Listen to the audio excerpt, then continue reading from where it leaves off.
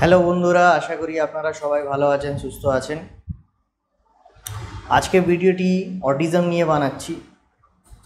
আমি জানি অনেকের বাড়িতে অটিস্টিক বাচ্চা রয়েছে এবং তারা বুঝতে পারছেন না যে বাচ্চাটাকে কিভাবে হ্যান্ডেল করবেন। তো সেম আমার ক্ষেত্রেও হয়েছে। আমার ছেলে আছে, আমার ছেলের অটিজম আমরা বুঝতে পেরেছি যখন ও 3 বছর বয়স হয়। কারণ 3 বছর আগে পর্যন্ত সমস্ত জিনিস ওর নর্মাল ছিল, খালি একটাই সমস্যা ছিল, ও কথা বলতে পারতো না।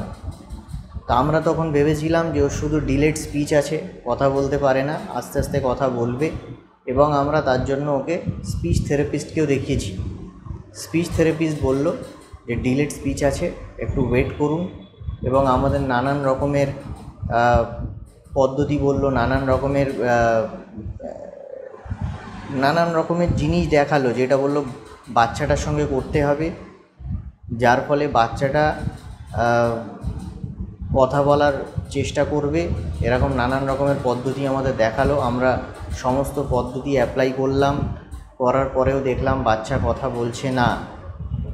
তারপরে আমরা প্রচুর লোকের সঙ্গে কথা বলেছি, প্রচুর ডাক্তারদের সঙ্গে আলোচনা করেছি, আর সব ক্ষেত্রেই আমরা দেখেছি সবাই বলছে যে বাচ্চাকে স্কুলে ভর্তি করে দিন, তাহলে নিশ্চয়ই ও কথা বলবে। শেষ পর্যন্ত আমরা সিদ্ধান্ত নিলাম যে ওকে একটা স্কুলে ভর্তি করে দেওয়া যাক। আমি আমার ছেলেকে একটা প্লে গ্রুপ স্কুলে ভর্তি করি এবং স্কুলে ভর্তি করার 6 মাস পরেই দেখলাম ও কথা বলতে আরম্ভ করেছে। প্রথমে অল্প অল্প কথা বলতো, কথা বলতে বলতে বলতে বলতে দেখি এখন সম্পূর্ণ ভালোভাবেই কথা বলছে। এবারে বন্ধুরা, অটিজম জিনিসটা খুবই একটা ডিফারেন্ট জিনিস, যেটা আপনি সমস্ত বাচ্চার ক্ষেত্রে আলাদা আলাদা বাচ্চার ক্ষেত্রে আপনি আলাদা আলাদা রকম দেখতে পাবেন।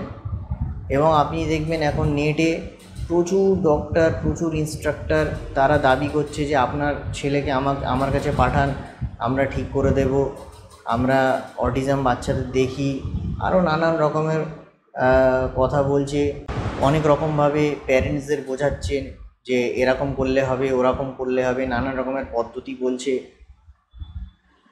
কিন্তু আমরাও প্রচুর ভিডিওস দেখেছি এর আগে, অনেক রকমের পদ্ধতি অ্যাপ্লাই করেছি। কিন্তু আমার যেটা মনে হয় যে আপনার বাচ্চাকে আপনাকে প্রথমে বুঝতে হবে যে আপনার বাচ্চা কী চাইছে, আপনার বাচ্চার কোন জিনিসটা বেশি, কোন জিনিসটা কম, কোন জিনিসটা করলে আপনার বাচ্চা বেশি অটিজম সিনড্রোমটা দেখা যায়, কোন জিনিসটা করলে আপনার বাচ্চা রেগে যায়, কোন জিনিসটা করলে আপনার বাচ্চা অনেক জেদ করে। এই সমস্ত জিনিস আপনাকে নোট আউট করতে হবে এবং আপনাকে চেষ্টা করতে হবে যে আপনার বাচ্চার সঙ্গে কীভাবে ডিল করলে এই জিনিসগুলোকে কতটা অ্যাভয়েড করা যেতে পারে। কারণ যারা ইনস্ট্রাক্টর তারা তো অনেক কিছু বলবে, কিন্তু আমার মনে হয় না যে তারা সমস্ত অটিস্টিক বাচ্চাকে ঠিক করতে পারে। হয়তো কিছু কিছু অটিস্টিক বাচ্চা নর্মালাইজ হতে পারে, সমস্ত অটিস্টিক বাচ্চাকে ঠিক করতে পারে না। তো অটিজম জিনিসটা খুবই অকওয়ার্ড জিনিস আমি দেখেছি।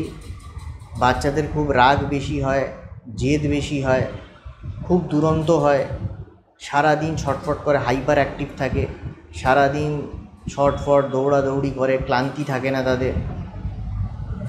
আর কোনো জিনিস মন দিয়ে করতে পারে না, পড়াশোনা ভালো করে করতে পারে না, কোনো জিনিসে মন দিয়ে করতে পারে না, পড়াশোনা বলুন, কালারিং বলুন, কোনো জিনিসে মন দিয়ে করতে পারে না। তাই বন্ধুরা, আপনারও যদি অটিস্টিক বাচ্চা থাকে আমি অনুরোধ করব, ধৈর্য ধরুন, বাচ্চাটার সঙ্গে ভালো ব্যবহার করুন, মাথা ঠান্ডা করে ব্যবহার করুন, বাচ্চাটাকে বোঝার চেষ্টা করুন। তাহলেই দেখবেন আস্তে আস্তে বাচ্চার মধ্যে চেঞ্জেস আসবে। আর এই অটিস্টিক ইনস্ট্রাক্টর এইগুলোর কাছে যেতে পারেন, কিন্তু আমার মনে হয় না তেমন কোনো লাভ হবে। আশা করি আপনার এই ভিডিওটা ভালো লেগেছে। দয়া করে চ্যানেলটিকে সাবস্ক্রাইব করবেন, বেশি বেশি করে লাইক করবেন, কমেন্ট করবেন। ধন্যবাদ ভিডিওটা দেখার জন্য।